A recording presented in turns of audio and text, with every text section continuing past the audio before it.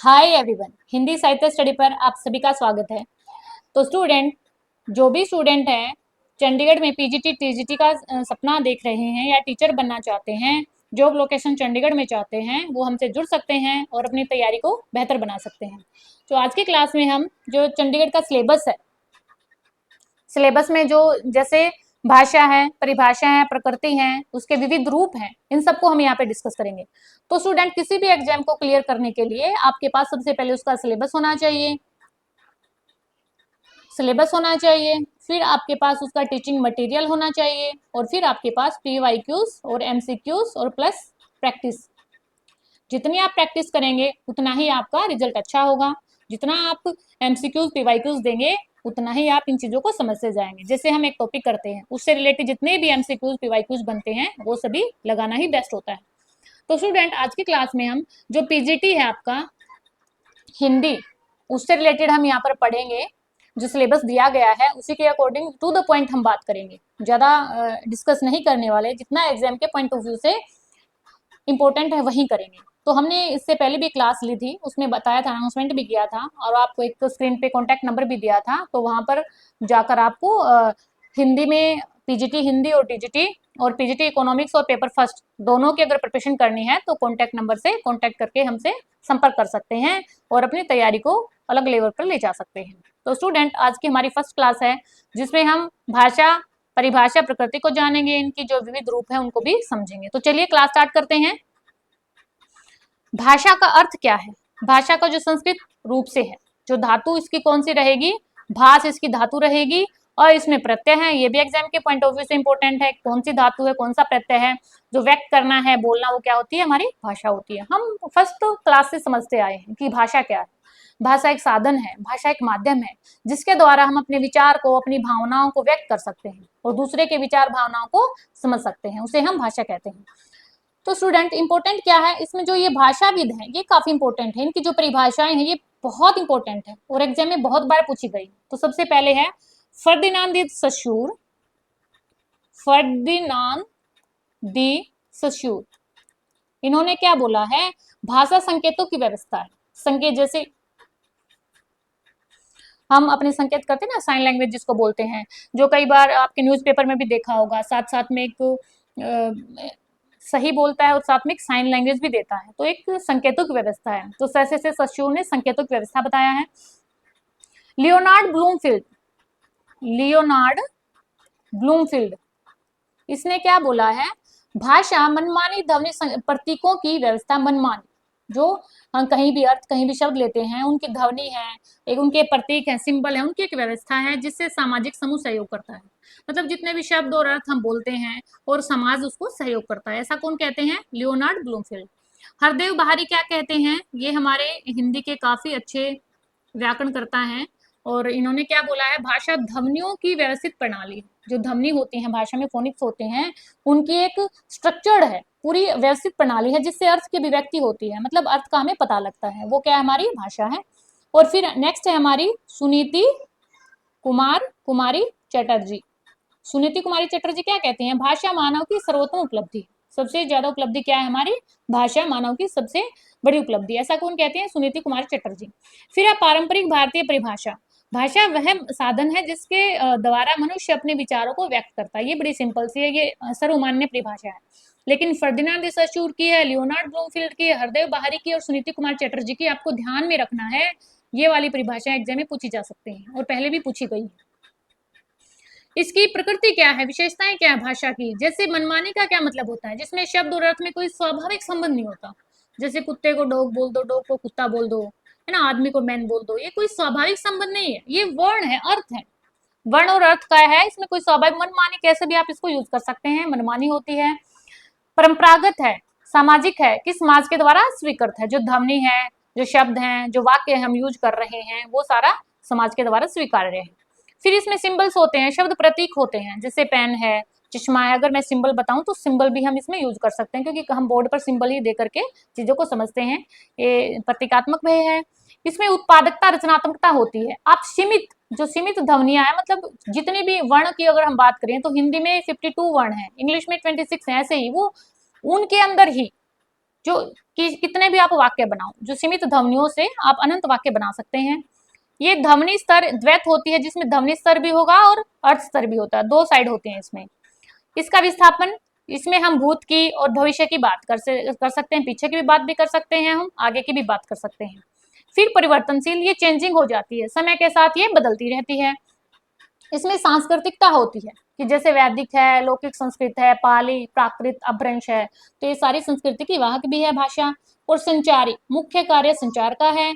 और द्विभाषिकता, बहुभाषिकता की क्षमता भी इसमें रहती है। तो ये सारी चीजें विशेषताएं हैं, आपको थोड़ा पढ़ना है कि क्या क्या विशेषताएं हो सकती हैं इसकी। फिर है भाषा के विविध रूप। ये वाला चार्ट स्टूडेंट आपके लिए वेरी वेरी इंपॉर्टेंट रहने वाला है, यहाँ से आपको डायरेक्ट एग्जाम में क्वेश्चन देखने को मिलेगा। इसमें यहाँ पे रूप है, फिर यहाँ पे परिभाषा है, फिर उनकी विशेषताएं हैं, फिर यहाँ पर उदाहरण है, और फिर इनकी स्थिति क्या है, संवैधानिक है या क्या है। तो देखिए बोली, बोली क्या होती है, इसका एक छोटा क्षेत्र होता है बोली का, जिसमें भाषा की क्षेत्रीय स्पोकन वैरायटी होती है। जैसे हरियाणवी बात करूं मैं, इसमें क्या होगा, मुख्यतः मौखिक होती है, इसका कोई मानक रूप नहीं होगा, सिर्फ पारस्परिक बोधगम्यता होती है, साहित्यिक रचना नहीं होती है, न ही इसका कोई व्याकरण, व्याकरण भी नहीं होता, इसमें व्याकरण की भी रचना नहीं होती है। जैसे ब्रज की बात करें, अवधि की बात करें, भोजपुरी, मैथिली, हरियाणवी, एक छोटे से क्षेत्र में बोली जाती है ये सारी, इनके संवैधानिक कोई मानक ग्रंथ, स्टैंडर्ड ग्रंथ नहीं होता।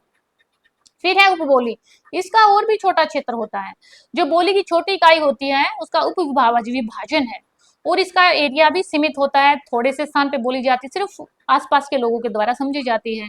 जैसे ब्रिज की उपबोलियां, ब्रिज में जो उपबोलियां होती हैं वो सारी चीजें इसमें आ जाएंगी। फिर आपकी मातृभाषा, ये और भी कम एरिया पे हो जाएगी। जैसे आपके बचपन में परिवार माता से सीखी जाती है, ये आपकी प्राथमिक भाषा है, इसमें भावात्मक लगाव होता है, बच्चे की पहली भाषा होती है। और अनुच्छेद 350 में मातृभाषा में प्राथमिक शिक्षा देना अनिवार्य है। ये आपके आर्टिकल 350 में है, एग्जाम में क्वेश्चन आ जाए कि हमारी हिंदी में मातृभाषा में प्राथमिक शिक्षा कौन से आर्टिकल में है, तो 350A में। ये आपको ध्यान में रखना है, ये वाला इंपॉर्टेंट है आपके लिए।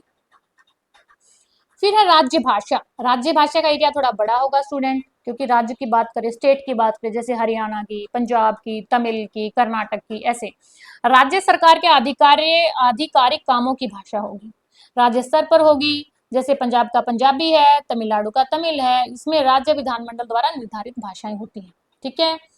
फिर राजभाषा की बात करें तो इसमें थोड़ा सा और बड़ा एरिया हो जाएगा हमारा, क्यों, क्योंकि सरकारी है, आधिकारिक प्रयोजनों की भाषा है, केंद्र और राज्य दोनों पर ये बात करेगा। जैसे केंद्र में हिंदी है, देवनागरी लिपि है, और अनुच्छेद 343 इसका इम्पोर्टेंट है।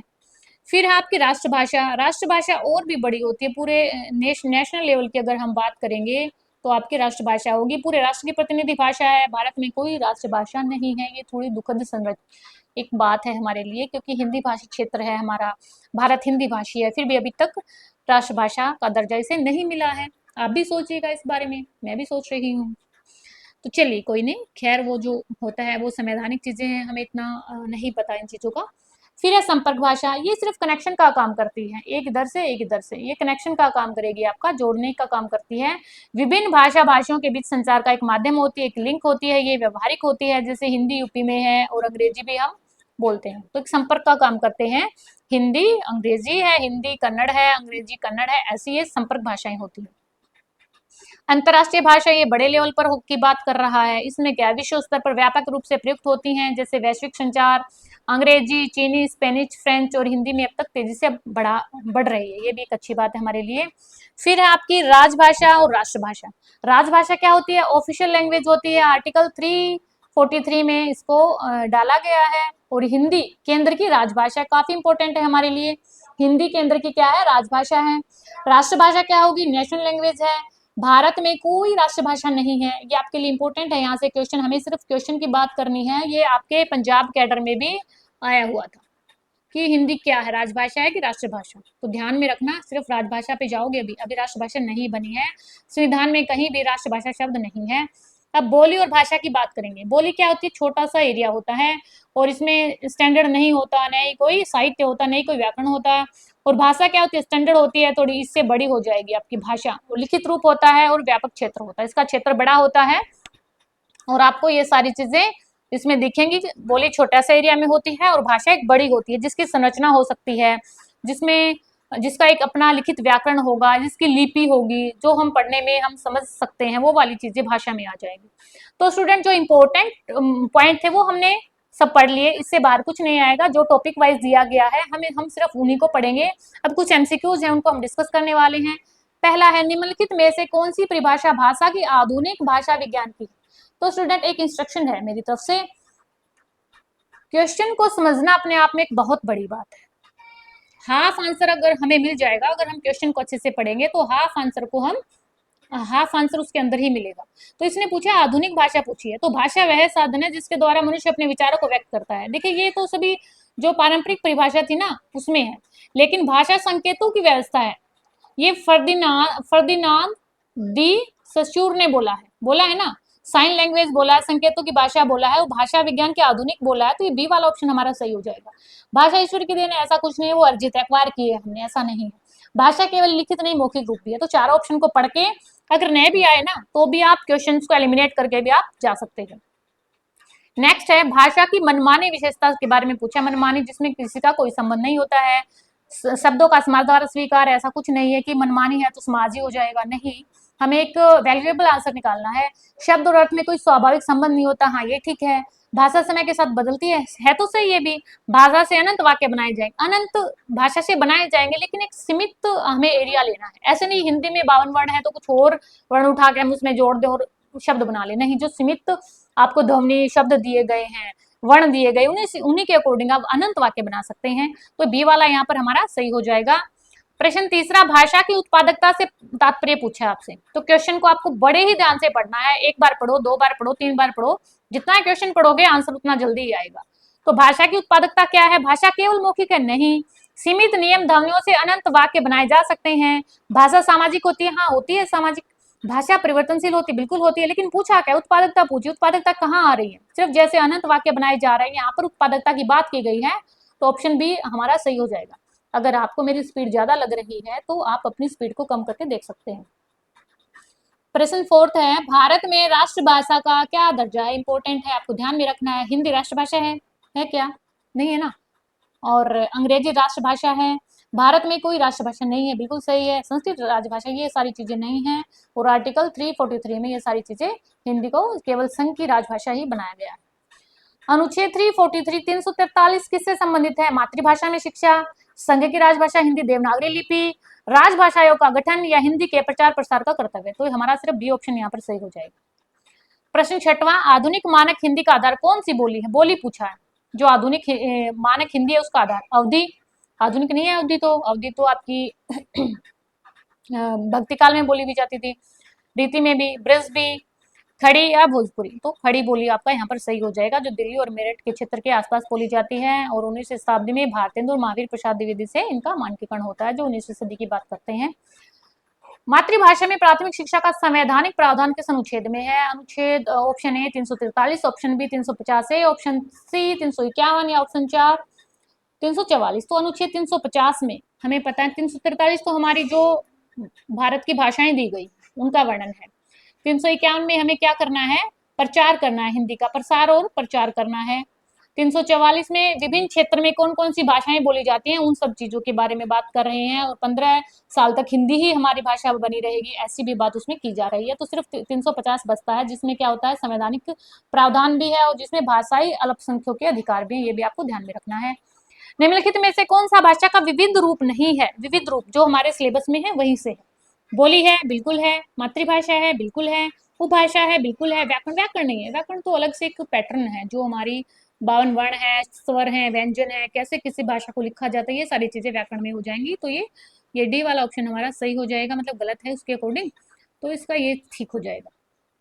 तो स्टूडेंट ये था हमारा यूनिट फर्स्ट का एक छोटा सा सब पार्ट। ऐसे ही पार्ट को हम डिस्कस करेंगे, सिर्फ एग्जाम के पॉइंट ऑफ व्यू से बात करेंगे। अगर आपको ये कंटेंट है, वीडियो अच्छा लग रहा है, तो सब्सक्राइब आपको जरूर करना है, शेयर भी करना है, लाइक भी करना है। ऐसे ही और वीडियो के लिए हमारे साथ बने रहिए और हमारे साथ जुड़िए और अपनी तैयारी को बेहतर कीजिए। फिर मिलते हैं अगली वीडियो में, तब तक के लिए पढ़ते रहिए, आगे बढ़ते रहिए। धन्यवाद।